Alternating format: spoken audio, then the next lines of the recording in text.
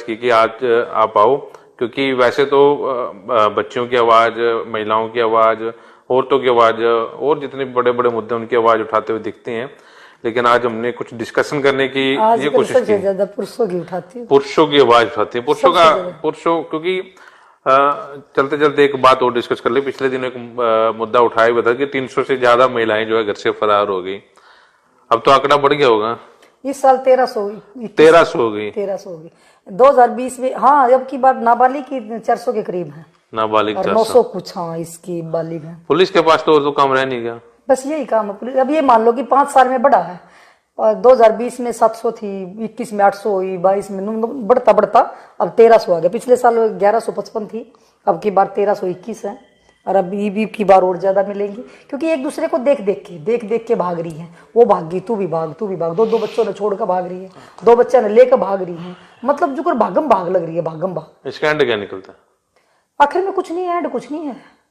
वो भी छोड़ जाता है, वो भी छोड़, कौन रखेगा? अब एक लड़की थी, वो रिलेशनशिप में थी, पति को छोड़कर रोहतक से, वो बुजुर्ग था उसका पिताजी, डेली आता था एसपी के पास, डेली मेरी बच्ची को ढूंढ दो, मेरी बच्ची को ढूंढ दो। उस बच्चे, वो मेरे पास आ गए, उसके कागज देखो कहां से कहां मेरे पास किसी ने भेजे कि ये लड़की वहां पे उसमें रह रही है। पता नहीं कैसे भिजवाए मेरे पास। अगर भाई पुलिस तो अपने आप पहुंच जाएंगे। मैंने मखा सर ये तो लड़की वहां पर ऐसे रिलेशन में रह रही है, पुलिस ने भी कुछ नहीं करा, आगे बयान लिखवाए छोड़। ये भी एक दिन फोन आ रहा है उसका, जी मेरे को तो ये भी दुखी रखा है। मैं देखा, मैं फिर ढूंढ लिया मेरा नंबर, मैं फोन काट दे, दोबारा मत करिए इस नंबर पर, गलती थे। क्योंकि देखो गलतियां तुम करती हो, फिर तुम ये करती हो। और अब तो भाई मतलब सच्चाई है ये कुलवंत भाई, कि आज पुरुष दुखी है।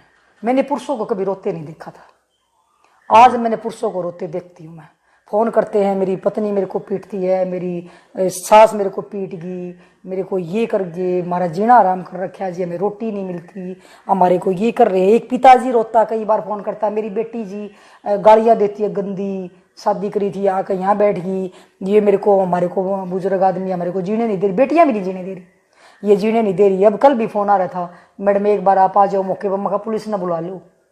मतलब जीना आराम कर रखा लड़कियों ने। मतलब आप पहले शादियां करते थे, पहले होते थे ससुराल में पता नहीं लड़का कैसा मिलेगा, लड़की को सुखी रखेगा दुखी रखेगा। आजकल लड़कों वाली सोचती हैं पता नहीं कैसी बहू आएगी, और बाद में फिर ससुर जेल में, वो जेल में तो घर नहीं जाते ही, ससुर के ऊपर रेप का चाहे 80 साल का हो, जेठ के ऊपर चाहे कभी मिलाई ना हो, देवर के ऊपर छेड़खानी का, चाहे बेचारा मतलब बाण मान कति न्यू भाभी की नजर तक भी ना देखता हो।